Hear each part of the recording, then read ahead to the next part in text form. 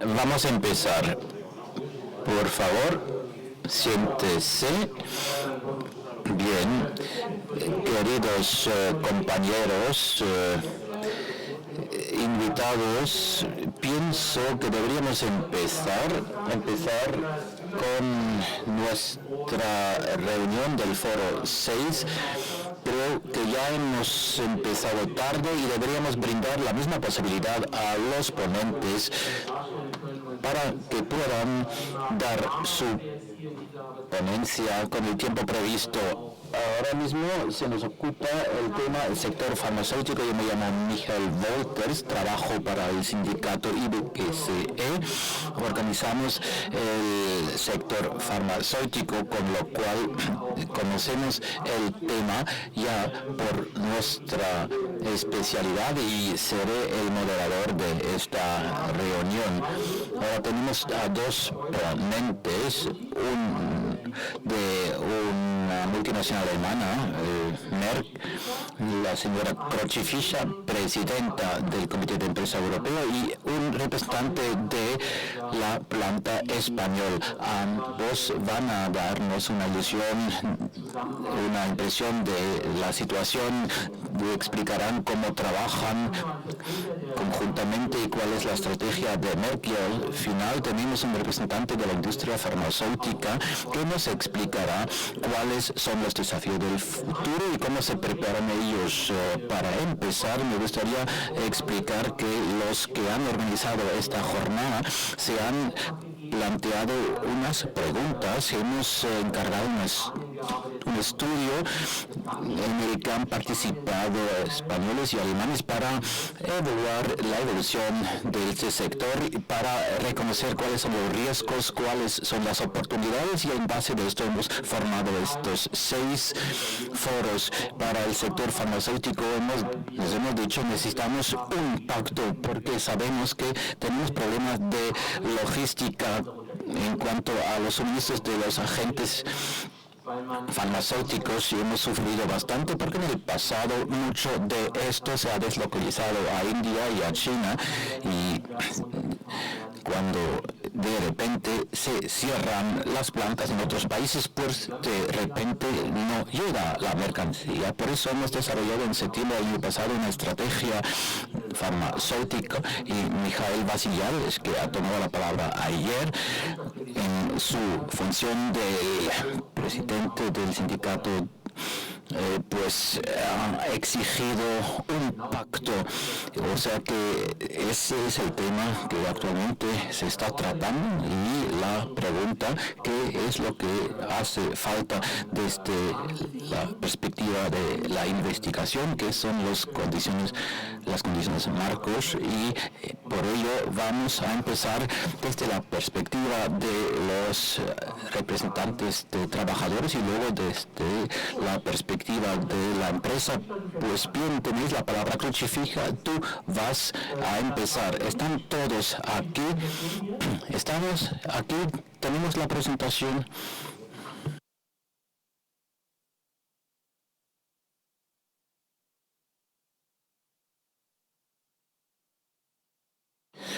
La presentación te la he hecho llegar, deberías tenerla.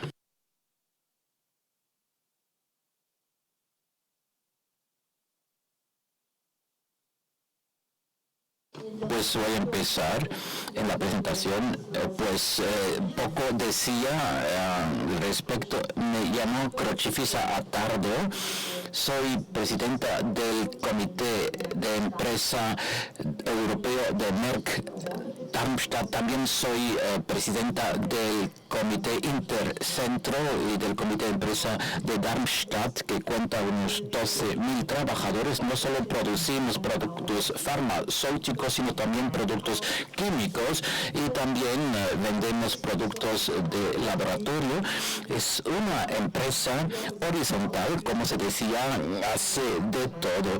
Tenemos 3 sectores, 3 divisiones que son nuestros negocios núcleos, healthcare, farmacéutica, electrónica, y ahí pues nos especializamos en la producción de semiconductores y también fabricamos material para laboratorios. Pues bien, tengo experiencia en procesos judiciales, también he sido miembro del consejo de... Ahora tenemos 2 micros abiertos, un momentito. Pues bien, cuando Micael me preguntó si podíamos informar un poco acerca de lo que pasaba en España, la empresa hizo inversiones en España. Hay que añadir que nuestra empresa siempre trata de repetir ejemplos que funcionan bien en un país.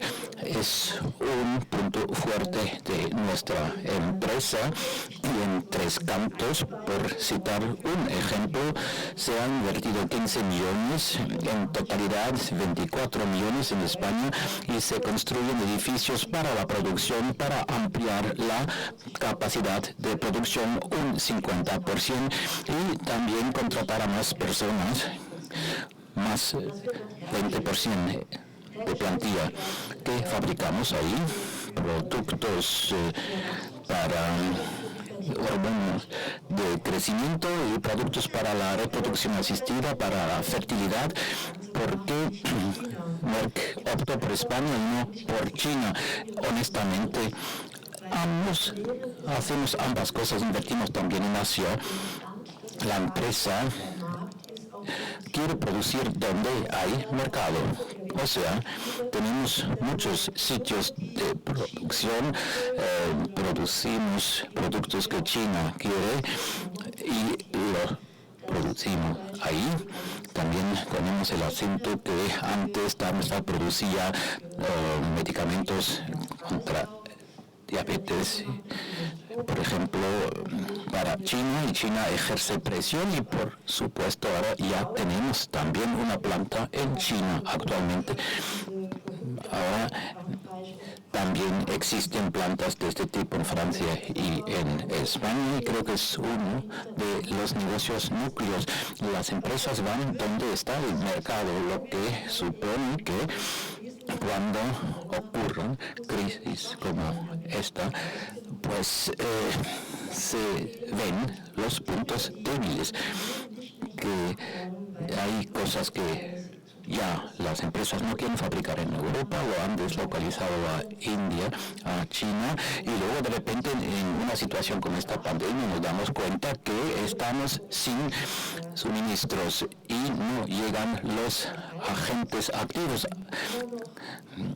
Afortunadamente eso no es el caso actualmente, todavía podemos producir, y tiene que ver con la estructura de nuestra empresa. Esta empresa que,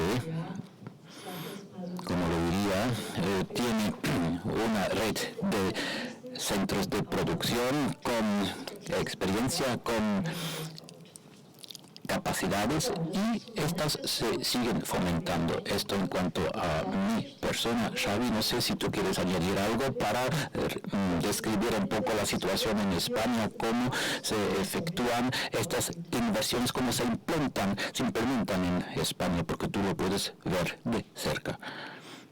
Muchas gracias, Crucifisa. Soy Xavier Llop, soy representante sindical en la planta de Mollet del Vallès de Merck. Merck tiene 2 plantas productivas en España, la de Tres Cantos, que ya ha citado Crucifisa, y la de Mollet, y luego también un centro aquí de trabajo de oficinas en Madrid. Y un poco mi participación aquí es para complementar la visión de Crucifisa. Un poco es lo mismo, estamos en el mismo comité europeo, pero yo puedo dar un poco más la perspectiva desde el punto de vista de España, y dentro de este contexto de esta conferencia que trata sobre la colaboración alemana y española. Para Merck, ya ha citado Crucifisa que son 12.000 trabajadores ahí en el centro, en los headquarters, en el centro principal en Darmstadt. Somos, creo que ahora íbamos ya por unos 53.000 a nivel mundial, y España es el 4º país en importancia en Europa, y por tanto tenemos esta representación. También estamos en el Comité Europeo, y no solo en el Comité Europeo, que es hay más de 30 delegados, sino que hay como un comité restringido en el cual somos 6 y por tanto España está representada en este caso por mí. Esta gran pregunta que ya ha respondido un poco ella de por qué Merck invierte como está invirtiendo, por ejemplo, en estas plantas productivas españolas. Al final yo creo que también esta época de la globalización ya es algo que viene de lejos, es un problema del que se ha hablado mucho. Merck sigue invirtiendo aquí porque al final se puede aportar un valor, parte por la capacitación de los trabajadores, antes hemos estado escuchando aquí todo el tema de la formación, y porque al final hay muchos clientes de Merck que lo que buscan es una calidad que entienden que en según qué países no van a encontrar. O sea, en nuestra planta, por ejemplo, vienen a menudo delegados de gobiernos de otros países que vienen a hacer auditorías y quieren encontrar esa garantía de calidad que seguramente piensan que no encuentran en otros países.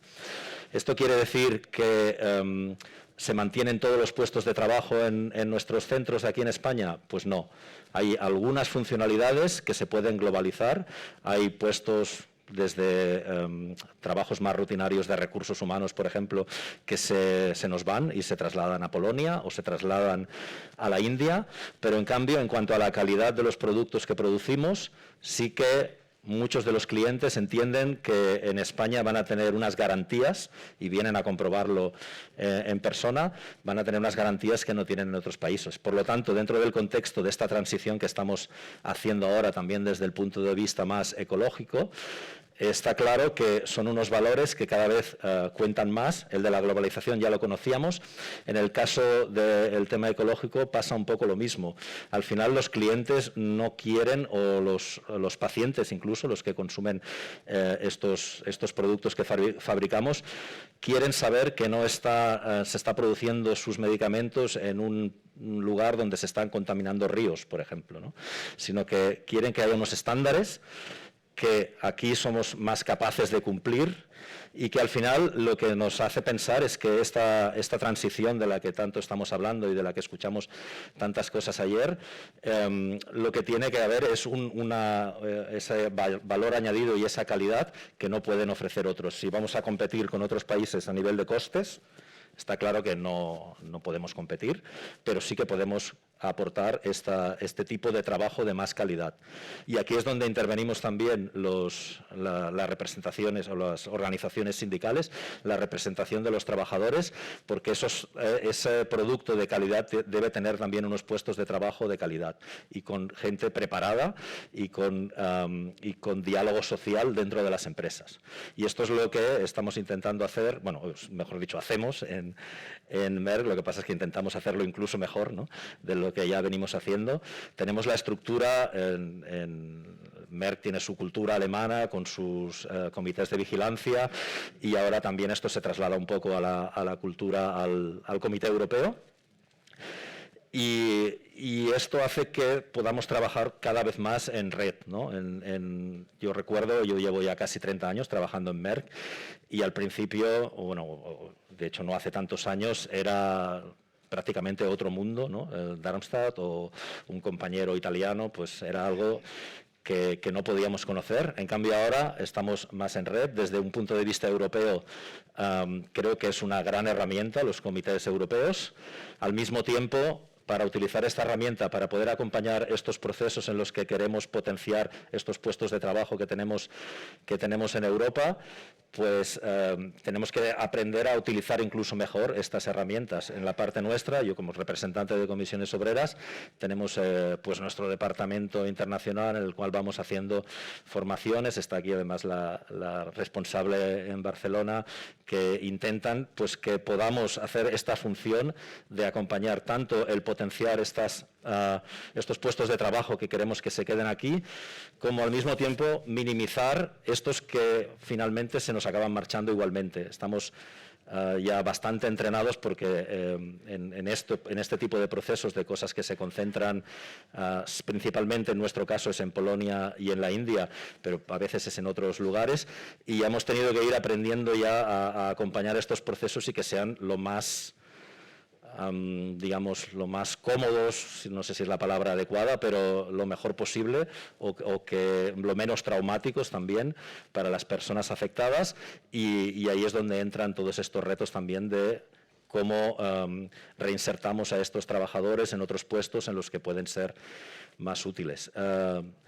Mi visión un poco desde España es esta, que participando en una empresa alemana potente de este nivel, vemos que hay un cambio constante y que bueno, la novedad, sobre todo ahora, es esta parte ecológica en la que los principios son un poco lo mismo, ¿no? Queremos hacer esta transición y si compitiéramos solo por costes, esto no ayudaría a nada, y en cambio, verlo esto como una oportunidad de calidad que podemos aportar, pues creo que es un poco el camino que intentamos seguir desde nuestro comité.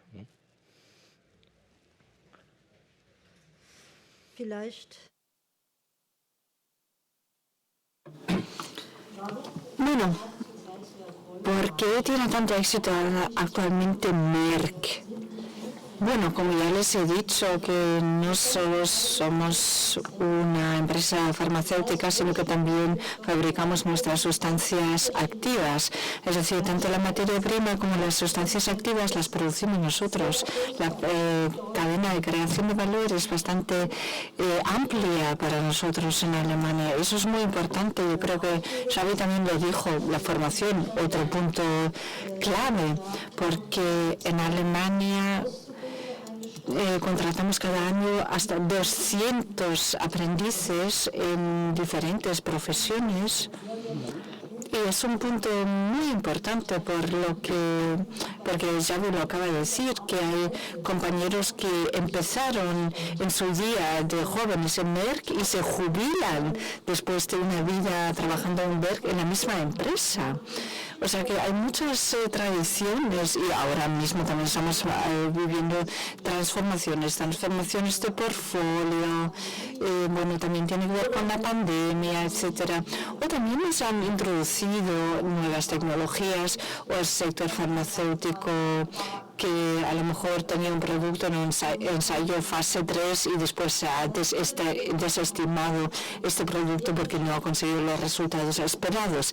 Lo que quiero decir, en el Euroforum también tenemos que velar porque estas transformaciones no terminan en Alemania, sino que se implementen en toda Europa y también en todo el mundo. Y por supuesto estamos velando porque se mantengan los puestos de trabajo, pero que también, bueno, también lo que hemos estado hablando antes, si hay compañeros que llevan muchos años en la empresa, entonces la conocen los procesos, y eso es una gran ventaja para la empresa. Y también tenemos que ver si tenemos que reemplazarlos o cambiarles de sitio, lo podemos hacer dentro de la empresa, les podemos trasladar en la misma empresa, hay interfaces, puede haber intercambio entre los profesionales. Yo creo que es una ventaja que tenemos que aprovechar.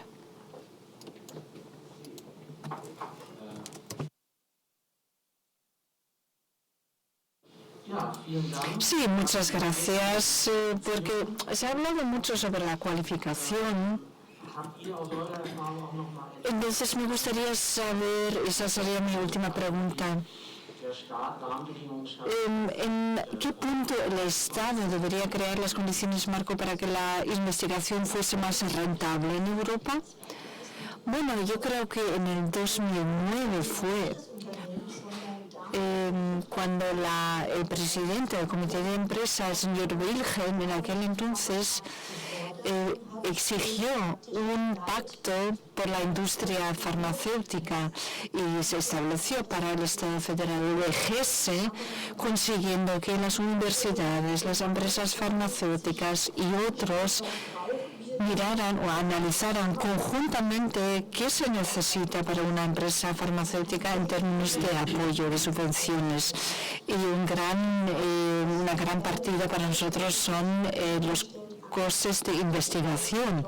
En Estados Unidos funciona de otra manera, se manejan de otra manera los costes, las inversiones en investigación. En Europa es distinto porque cada producto lleva en teoría una investigación de 10-15 años y eso se tiene que trasladar al producto. Eso lo tenemos que cambiar y el Estado tiene que crear las condiciones marco. No lo tenemos, ¿por qué? Porque igual otros países funcionan de otra manera. Necesitamos un apoyo, una ayuda por parte del Estado y eso es muy importante. Y al mismo tiempo las universidades tienen que establecer conexiones con las farmacéuticas. Eso es muy importante porque yo creo que en los últimos años cada uno miraba un poco a lo suyo sin buscar redes, sin buscar conexiones con otros. Y ahora la pandemia nos ha mostrado la importancia de colaboración entre las empresas en temas muy urgentes, enfermedades, patologías muy importantes. Entonces, igual colaborando, cada uno puede tener su patente y una patente que tiene una vigencia de 10 años, pues después se puede seguir desarrollando la sustancia activa y todos esos son temas que tienen que influir en el pacto farmacéutica. Xavi, a lo mejor quieres añadir algo más. La respuesta sería que sí, que es importantísimo, que debe existir ese marco y en el panel anterior ya hemos visto un montón de datos en el que hemos visto que comparando países europeos, España estaba bastante atrás o estaba en los últimos e incluso también veíamos que en algunos aspectos Alemania no estaba tan bien y por lo tanto está clarísimo que esto hay que mejorarlo y lo enlazo con lo que he dicho antes. Si queremos este tipo de competitividad, lo que necesitamos es esta gente que pueda dar esta respuesta a esa necesidad, porque si vamos a competir a los costes, como hemos dicho, no podemos hacerlo, pero para tener esta competitividad a este otro nivel, por supuesto, hace falta que este marco exista y que exista ese diálogo entre empresas y las instituciones. Okay.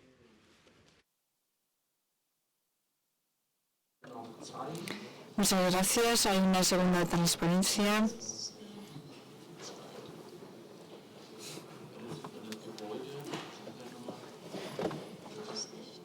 ¿No funciona?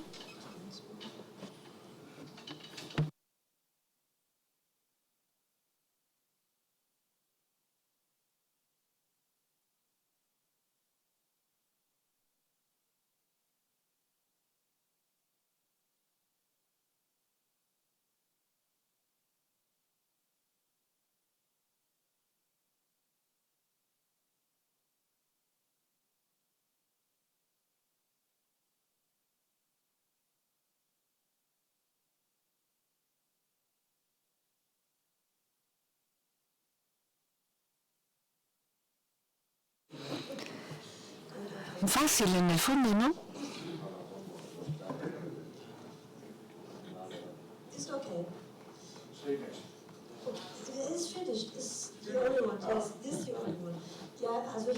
Bueno, aquí pueden ver una foto de este edificio en fase de construcción. Bueno, la empresa le da una gran importancia a la protección del medio ambiente, pero también la protección de la salud de los trabajadores. Y todo ello influye en la forma de proceder. Hemos presentado nuestra estrategia de sostenibilidad diciendo que hasta el año 2040 vamos a ser neutros en emisiones de CO2. Es un objetivo muy ambicioso y vamos a ver, también tenemos nuestra propia tecnología que nos va a ayudar a conseguir este objetivo. Pero bueno, es un objetivo, como ya he dicho, muy ambicioso. Y no tratamos solo temas de energía, de consumo de energía, sino también embalaje, evitar la gestión o la generación de residuos o la generación de gases nocivos, etcétera. Entonces, son temas que realmente nos preocupan actualmente. Estamos utilizando nuevas tecnologías para realmente conseguir estos objetivos. Y ya les he dicho, se han invertido 15 millones de euros. Bueno, aumentar la capacidad en un 50% no significa necesariamente aumentar los recursos humanos en un 50%. Bueno, pero si se están utilizando nuevas tecnologías, nueva maquinaria, se necesita menos personal, pero personal más cualificado. Eso es un tema muy importante. En el debate anterior también lo hemos tratado. La cualificación es una de las claves para el éxito. Bueno, muchas gracias y gracias también por presentarnos el punto de vista de una representante de la industria farmacéutica, de una representante de los intereses de los trabajadores en la industria farmacéutica.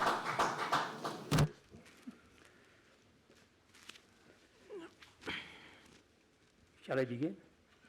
You start, Okay, yeah. thank you. Buenos días a todos. Bueno, muchas gracias por invitarnos a esta jornada en la que nos da la oportunidad de poder trasladar la visión de Farmaindustria en relación a la industria farmacéutica. Disculpo al presidente de Farmaindustria, Juan López del Monte, que no ha podido estar hoy aquí presente, pero bueno, le vengo sustituyendo yo, que soy el Humberto Arnés, del director de Farmaindustria. Yo he preparado una serie de transparencias, de diapositivas, de manera amplia. Algunas me las voy a saltar porque me imagino que todos ustedes están familiarizados con el sector, pero sí todas tienen un objetivo último, ¿no? En trasladarles que estamos ante un sector de oportunidad real, no solo por lo que aporta a la sociedad, sino a su vez por lo que aporta en el ámbito sanitario, sino a su vez por lo que aporta en el ámbito económico y en el ámbito industrial. Y corremos riesgo de que esa oportunidad la perdamos. Y no pasan muchos trenes. Probablemente los fondos europeos que se han abierto y la estrategia farmacéutica europea que se está discutiendo ahora ofrezca ese tren en el cual nos deberíamos subir, porque de lo contrario, si no, pues tanto los americanos como los asiáticos por el otro lado nos van pasando por la izquierda, por la derecha, y podemos perder todo el potencial que este sector ha ido acumulando en Europa durante bastantes años. Voy a ver si con una serie de transparencias logro trasladar esa idea con claridad. A ver, ¿no pasa esto?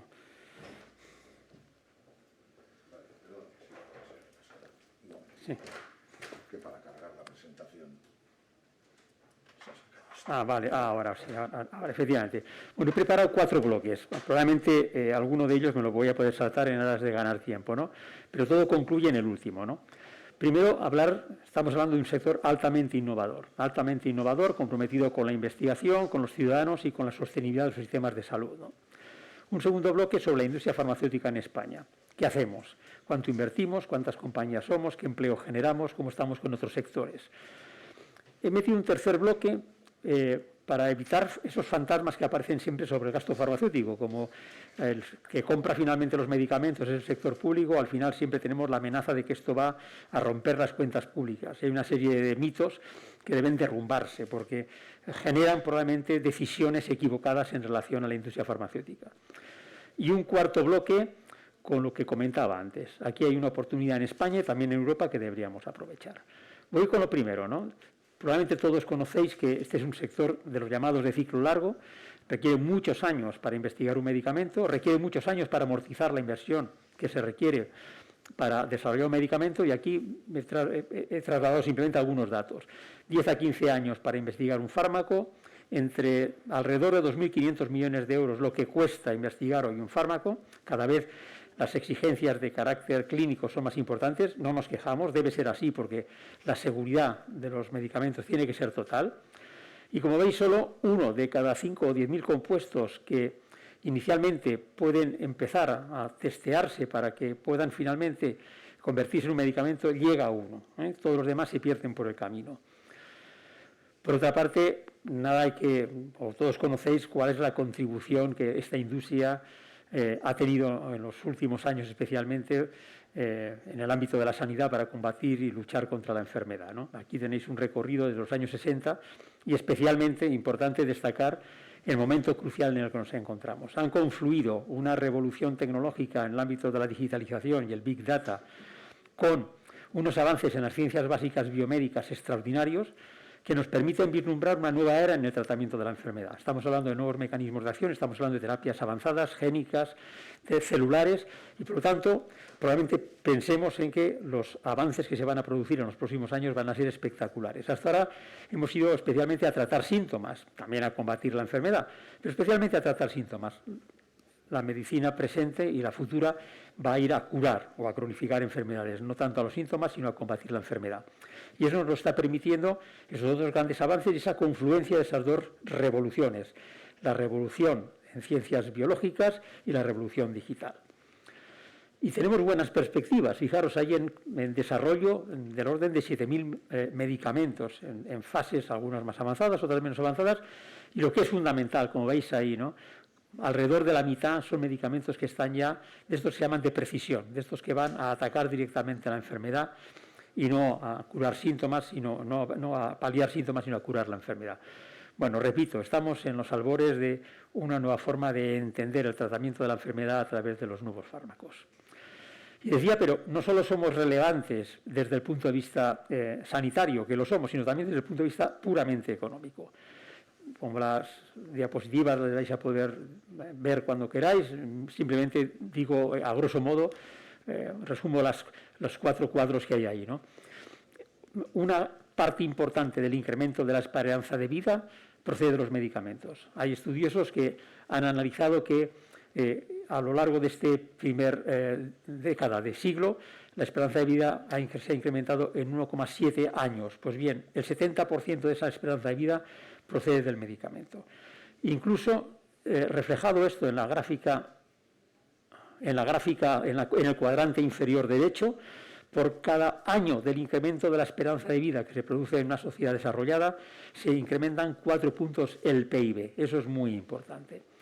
Deciros también que los nuevos tratamientos reducen costes sanitarios. Muchas veces se ve al medicamento como un gasto y no tanto como una inversión. Un gasto pretende satisfacer una necesidad puntual, sin retorno alguno. Una inversión lo que pretende es obtener un retorno del recurso involucrado, ¿no? En este caso concreto, los medicamentos generan ahorros importantes de hospitalización, pruebas diagnósticas y otros tratamientos. Por lo tanto, está también evaluado que por cada euro que se invierte en nuevos tratamientos, los sistemas de salud se ahorran entre 2 y 8 euros, cosas que es muy importante. Bueno, en fin, yo creo que no es necesario seguir insistiendo en la importancia económica y social que tiene. Más aumento de productividad, menos bajas laborales, que eso hace que la contribución a la economía sea muy relevante. Por lo tanto, nosotros no nos sentimos solo un sector sanitario, nos sentimos un sector industrial que tiene un componente sanitario, cierto, pero que tiene también una involucración económica muy relevante, ¿no? Bueno, supongo que todo lo que os he dicho lo conocéis sobradamente, pero bueno recordarlo para saber que estamos ante un sector estratégico, un sector distinto, que tiene esas connotaciones que muy pocos sectores de la economía o de la actividad económica poseen, ¿eh? ¿Cómo estamos en España? Yo diría que comparativamente con otros sectores estamos bien, pero comparativamente con otros países pues no lo estamos. Deberíamos todavía tener mayor presencia. Bueno, datos importantes, grandes cifras. Hay del orden de 350 compañías, algunas de ellas de muy pequeño tamaño. Yo diría que las relevantes, aquí se da lo de siempre, ¿no? El 80% coge el 20% del mercado y el 20% coge el 80% del mercado. Empleo del orden de 50.000 personas, más del 60% son titulados, producción farmacéutica del orden de 16.000 millones de euros. Tenemos 82 plantas productivas, esto es muy relevante y de hecho durante la pandemia esto es lo que ha permitido garantizar el suministro de medicamentos esenciales en los momentos más duros de la pandemia y en situaciones más críticas. Exportaciones por valor de 12.800 millones de euros. Unos datos globales, pesamos en el número de empresas el 1% aproximadamente de todo el país. En producción pesamos del orden del 2,5%, en valor añadido del orden del 3,5%, en exportaciones del orden del 5%, lo cual es importante. Somos el cuarto sector exportador, yo creo que es un dato relevante. Y donde somos fuertes es en investigación, donde la industria invierte en España del orden de 1.200 millones de euros. Comparativamente con lo que invierten los alemanes, esto no es nada, pero comparativamente con lo que se invierte en el país, esto es mucho. Esto representa el 20% de todos los recursos que la industria española dedica a investigar, uniendo aquí todos los sectores, el de automoción, el de nuevas tecnologías informáticas, el de aeronáutica, el que queráis. El 20% de todo lo que investiga la industria española lo investiga la industria farmacéutica. Bueno, activos fijos en investigación 600 millones de euros y personas en investigación del orden de 6.000 personas. Como bien sabéis, este sector está muy concentrado en Madrid y Barcelona. Prácticamente pues, entre el 40 y el 50% de aquellos indicadores de valor radican en estas dos comunidades autónomas. Desde luego, Merck es un ejemplo donde inicialmente está implantado en Mollet tradicionalmente y ahora invierte en Tres Cantos.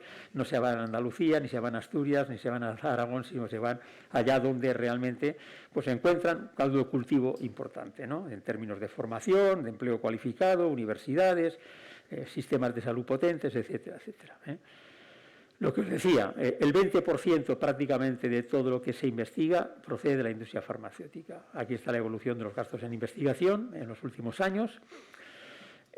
Las exportaciones, 12.000 millones de euros en el último año, en el año 20. Y en el empleo, algo muy relevante, pues 40.000 personas directas y entre indirectas e inducidas, pues alcanzamos los 200.000 empleos en nuestro país. Cifras también relevantes. Pero fijaros, yo diría que más que la cantidad de empleo, lo que es importante en nuestro sector es la calidad del empleo. Aproximadamente un 60% son personas que tienen un título universitario, más del 50% son mujeres, casi el 50% es personal muy joven y algo que es clave en la época actual, donde la precariedad laboral es muy importante en nuestro país, el 95% aproximadamente del empleo tiene un contrato fijo, lo cual es muy relevante. Este es un sector que sin duda capta talento y lo quiere retener y por lo tanto no emprende aventuras como otros sectores pueden iniciar en ese ámbito concreto, sino que intenta obviamente pues eso, tener una política laboral coherente con lo que representa este sector. Fijaros datos comparativos de empleo en relación a toda la industria manufacturera. Por ejemplo, el porcentaje de contratos indefinidos en relación a otros, o el porcentaje de trabajadores con titulación superior, o el porcentaje de mujeres en plantilla, o el porcentaje de mujeres en los comités de empresa.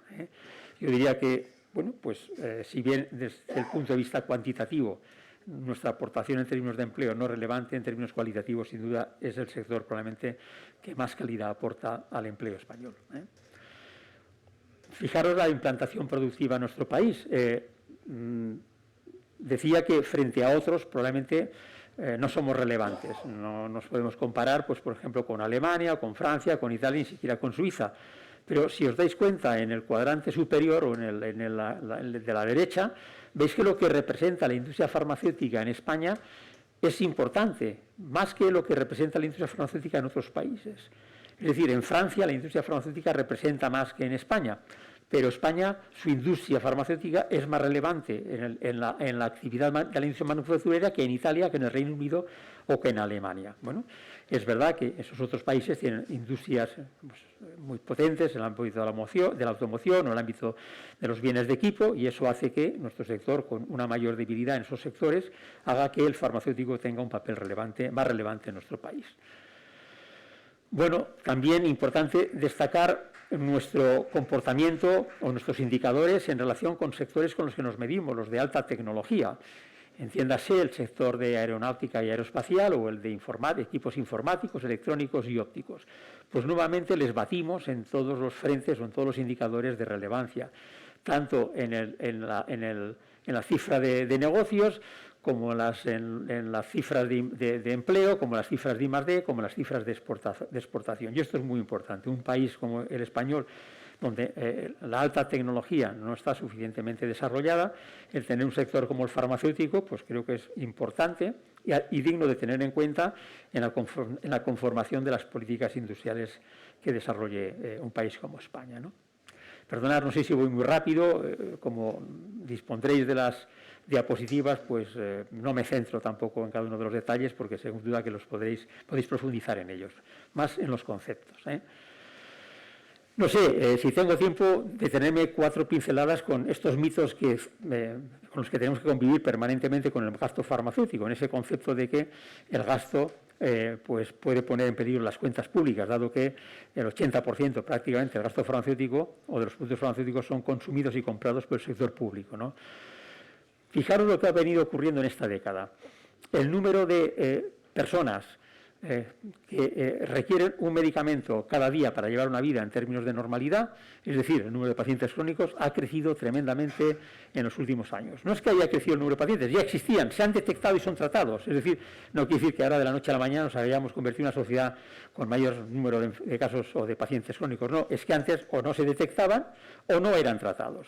Al existir tratamientos o prácticas diagnósticas, hace que el número de la población con enfermedades crónicas reconocidas sea mayor. Pero esos son los que se tratan y eso es importante, ¿no? Sin embargo, veis abajo cómo ha evolucionado el PIB, cómo ha evolucionado el número de personas mayores de 65 años, cómo han evolucionado las consultas hospitalarias o cómo han evolucionado el gasto farmacéutico. Y veréis que el gasto farmacéutico en esta década, en la década pasada, ha tenido una evolución inferior a la que han tenido el resto de indicadores con los que nos tenemos que, obviamente, comparar, ¿eh?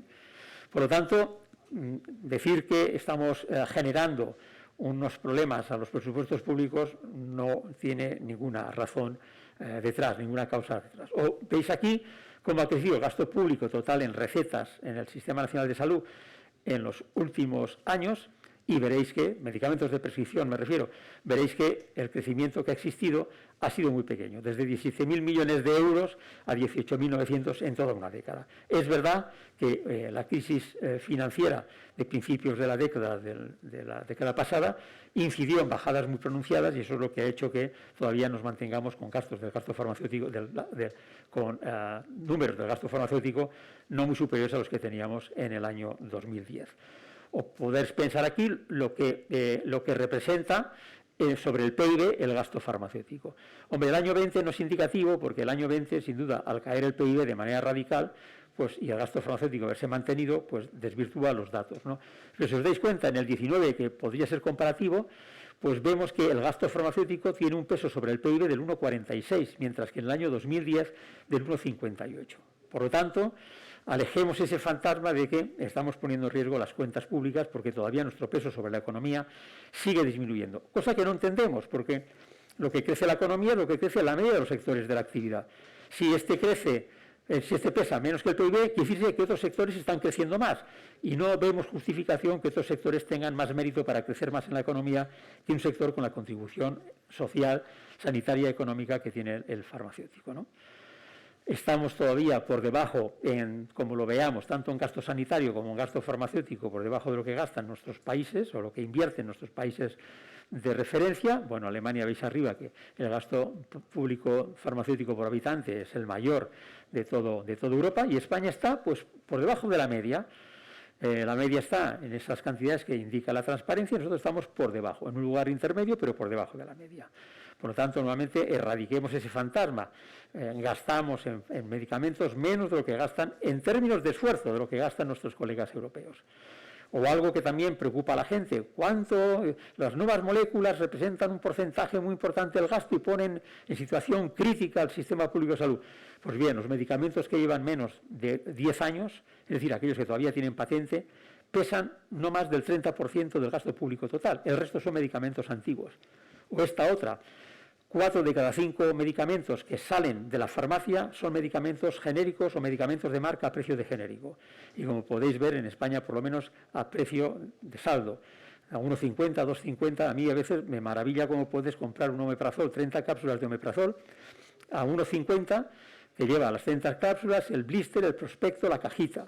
Y encima ha ganado el distribuidor y ha ganado la farmacia y tiene que ganar el laboratorio. No me lo explico, la verdad, salvo la circunstancia que se fabrican en China, o la materia prima es china, se fabrica en régimen de maquila en Ucrania y luego llega aquí, pues como llega, ¿no? Bueno, pues esa es la realidad. 4 de cada 5 recetas que salen de la farmacia son genéricos o a precio de genéricos y a precio de ganga, ¿no?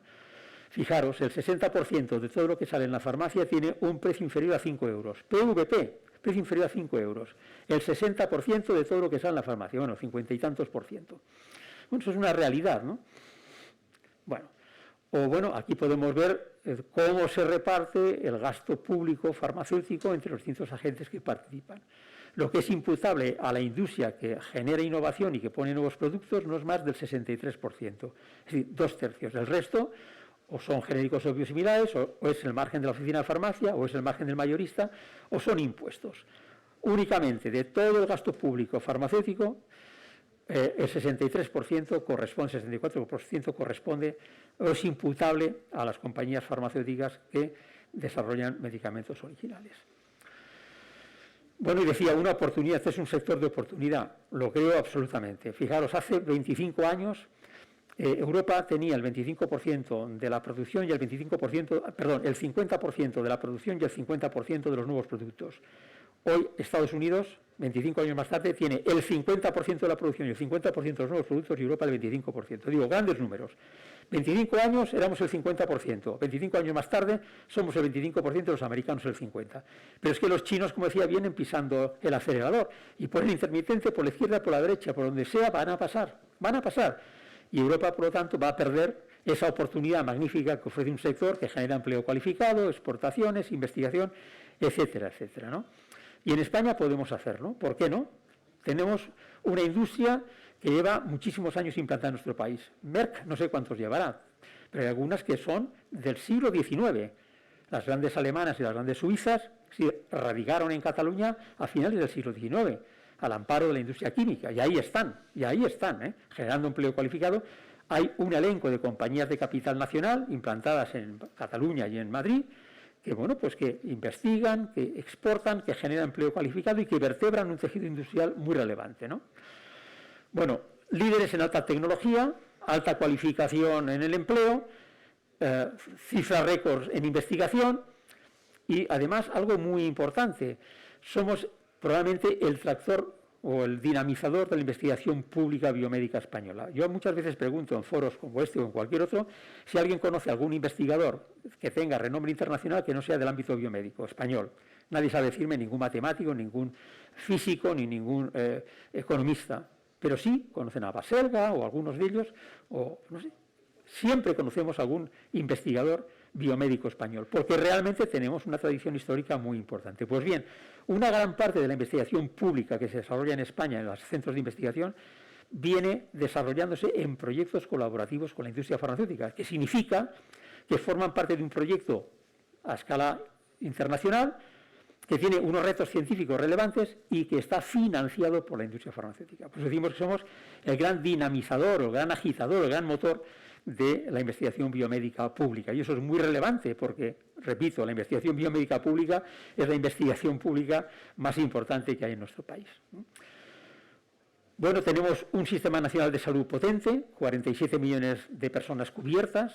Aunque la pandemia ha demostrado debilidades, es verdad que tenemos un sólido sistema de salud, mejorable como todo en la vida, pero cierto que da una cobertura bastante importante. Tenemos investigadores básicos y clínicos de reconocido prestigio internacional, tenemos una estructura científica española que es relevante también, y por otra parte, algo que es fundamental, lo decía al principio, por eso lo de las primeras diapos, ¿no? Vamos a ver, aquí estamos en un momento de cambio absolutamente. Y en cambio, ya sabemos, el que se mueve antes es el que captura las oportunidades. Si nos entretenemos, de verdad que las van a capturar otros y nosotros no, ¿no? Y la investigación biomédica es global, se desarrolla a escala internacional.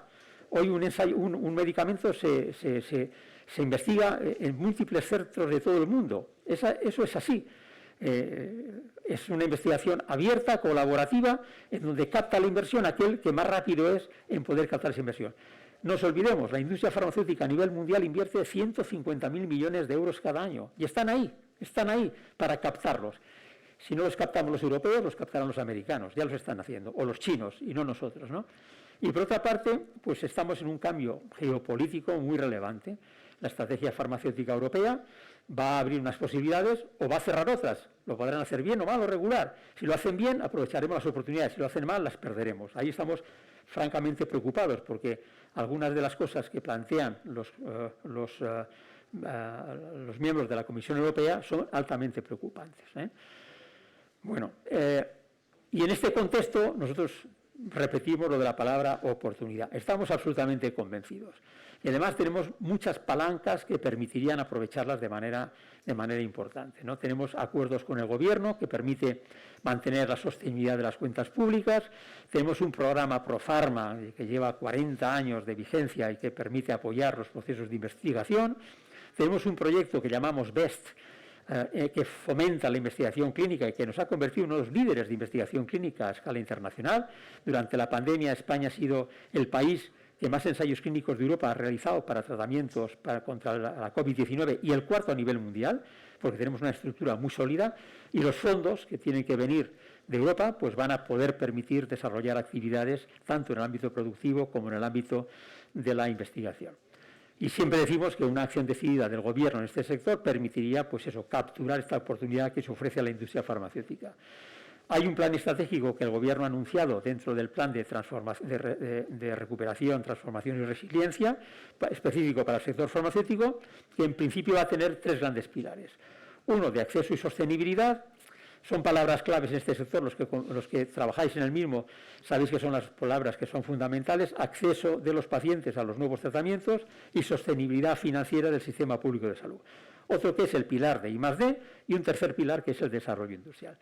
Estamos convencidos que si trabajamos todos de manera colaborativa, evitando que haya esos prejuicios que a veces nos separan, nos distancian y que nos impiden encontrar puntos de encuentro, podemos sin duda aprovechar la oportunidad que un sector como este tiene en España. Y repito, la preocupación es importante porque el curso de las cosas a veces no van en la dirección que entendemos que es la correcta, especialmente en Europa con la estrategia farmacéutica europea. Es necesario encontrar aquí una soberanía estratégica que haga que garanticemos el suministro de medicamentos para toda Europa sin tener que estar permanentemente en esa dependencia con los chinos y con otros países asiáticos, que se ha demostrado que en situaciones de emergencia pueden poner en riesgo la salud de los ciudadanos. Bueno, yo me quedo aquí. Si tenéis alguna pregunta, pues encantado de poderla responder. Bien.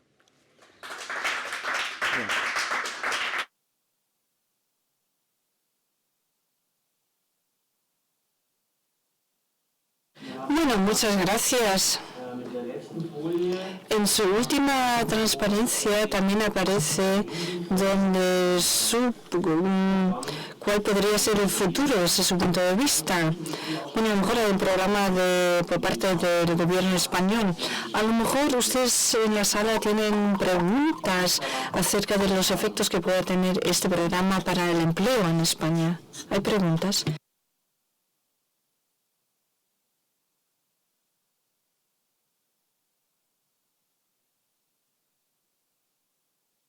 También puede haber otras preguntas que hayan surgido a lo largo de esta ponencia o de las ponencias anteriores. Sí, muchísimas. Oye.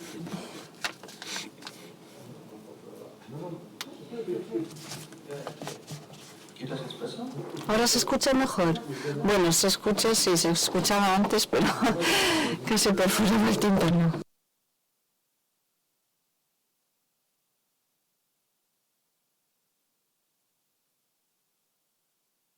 Muchísimas gracias por esa presentación muy interesante. Soy Michael Lückert y soy el observador de la farmaindustria también en Alemania por parte de mi sindicato y puedo confirmar muchas de las cosas que usted ha mencionado. Hemos reflexionado sobre cómo mejorar la resiliencia de nuestras cadenas de suministro.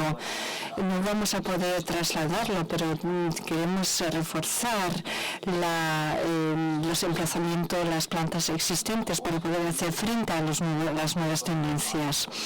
Y lo que he leído hoy es que lo que ha surgido en torno a BioNTech en Maguncia ha suscitado un crecimiento de 0,5% en el Producto Interior Bruto de Alemania.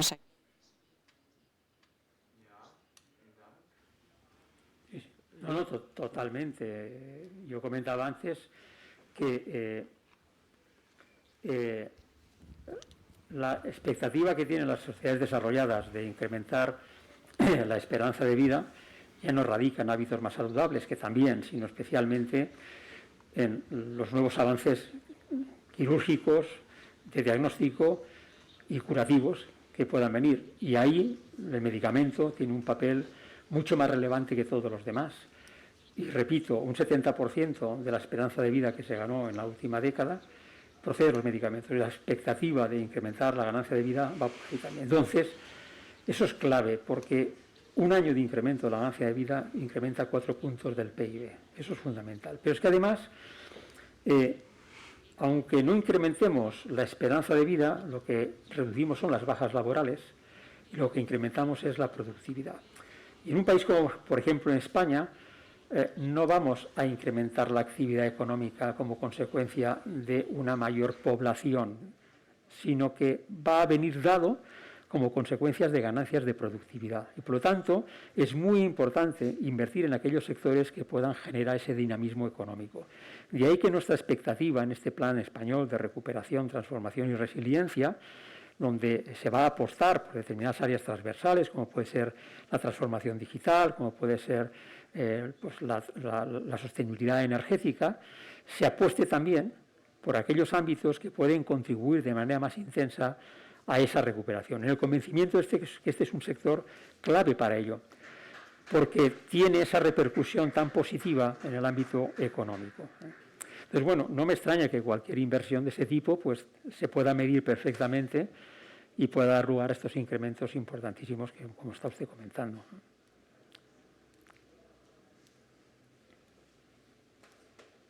Dank. Weitere Fragen oder Kommentare?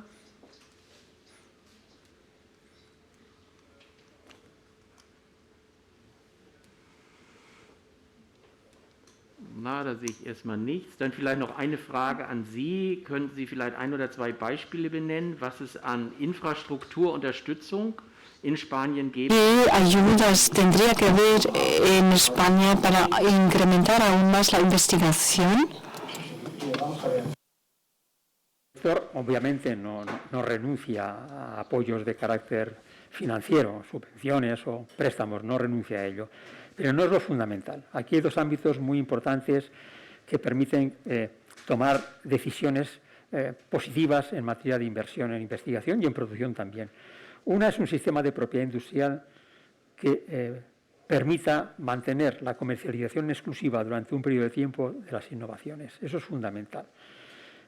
Yo decía que este es un sector de los llamados de ciclo largo, porque requiere entre 10, 12, 14 años la investigación de un nuevo fármaco, pero luego tienes que tener un margen de tiempo suficiente para poder amortizar los cuantiosos recursos que se ha dedicado a investigar. Si ese marco de exclusividad que lo proporcionan las patentes se trunca, lo cierto es que el retorno de la inversión decae y, por lo tanto, el inversor apuesta por otros lugares y no apuesta por este. Luego, derechos de propiedad industrial que permitan garantizar durante un cierto periodo de tiempo la propiedad industrial, los derechos de exclusividad comercial de los medicamentos. Segundo, acceso de esos medicamentos rápido a los pacientes. Si uno empieza a patentar desde el momento que una molécula tiene alguna posibilidad de poder tener actividad, pero hasta los 10 años o 12 no aparece en el mercado, el periodo de exclusividad lo va perdiendo. Las patentes tienen un periodo de 20 años. Luego, cuanto antes puedan salir al mercado, ese periodo donde puedan retornar los recursos que han invertido, cuanto más alto sea, más grande sea, es mayor. Si se demora el periodo de resolución, de aprobación de un medicamento, por lo tanto, retrasas 1, 2 o 3 años más la salida al mercado de un medicamento cuando ya ha sido aprobado por la Agencia Española, por la Agencia Europea del Medicamento, es tiempo que la compañía pierde de poder comercializar ese medicamento y poder ganar una mayor rentabilidad, un retorno mayor de esa molécula. Esos 2 aspectos son fundamentales. Hay otro tercer aspecto que es un entorno favorable y positivo, que haya universidades, que haya centros de investigación, que haya una comunidad científica adecuada. Eso en Europa lo poseemos y, por lo tanto, eso es algo que ya no lo consideramos porque está ahí. Pero inicialmente esas 2 decisiones que dependen de las administraciones y de los poderes públicos son claves. Preservar los derechos de propiedad industrial y un rápido acceso de los ciudadanos a los medicamentos.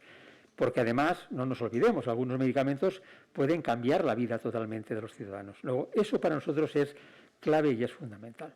Sin embargo, hoy, en ese equilibrio que durante bastantes años ha existido a escala internacional, en Europa se está decantando en favor del pagador y en contra, en este caso, de la industria farmacéutica, o en desfavor de la industria farmacéutica. En la primera parte de este siglo ha habido un cierto equilibrio entre lo que era sostenibilidad del sistema y acceso. Y prácticamente todo lo que iba saliendo nuevo iba siendo incorporado al sistema público de salud y además los derechos de propiedad industrial se iban preservando. Sin embargo, en esa preocupación de los ámbitos públicos de no poder sostener las cuentas públicas, yo he intentado demostrar que no es así, de manera sostenible o de manera ordenada, están intentando ese equilibrio trasladarlo hacia el ámbito del pagador, poniendo restricciones al acceso o intentando una política en la fijación de precios que hace que la rentabilidad del sector decaiga. Y eso está documentado y está claro. Si la rentabilidad del sector decae, el inversor se irá a otros lugares porque el sistema está así estructurado. Por lo tanto, un sector que aporta investigación, valor añadido a la sociedad, es muy importante que permita unas condiciones adecuadas para mantener ese nivel de inversión. De lo contrario, Estados Unidos seguirá capitalizando las inversiones productivas y de investigación y los chinos capitalizarán las futuras y Europa irá perdiendo cada vez peso. Y es una verdadera pena por todo lo que aporta este sector. Esta es nuestra visión. Ja, vielen Dank. Muchas gracias y sobre todo este último aspecto fue mencionado por Croce-Ficha al final, porque es decir, la vida útil de los patentes son muy largas como para rentabilizarse.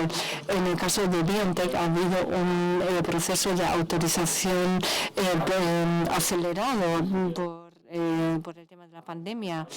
No sé si sería una solución para las demás patentes, pero se ve cómo se puede acelerar un proceso de autorización de legalización sin tener que renunciar a los criterios de seguridad, etcétera.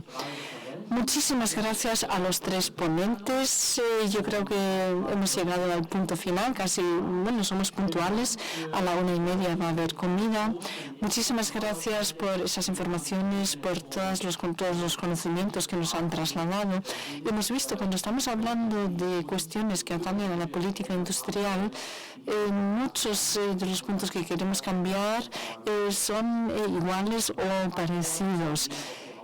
Por lo tanto, deberíamos reflexionar a continuación si podemos fortalecer y aumentar aún más la colaboración entre sindicatos alemanes y españoles y, por supuesto, la industria farmacéutica sería uno de los aspectos a tener en cuenta. Muchísimas gracias a todos los ponentes. Yo creo que se han merecido un gran aplauso.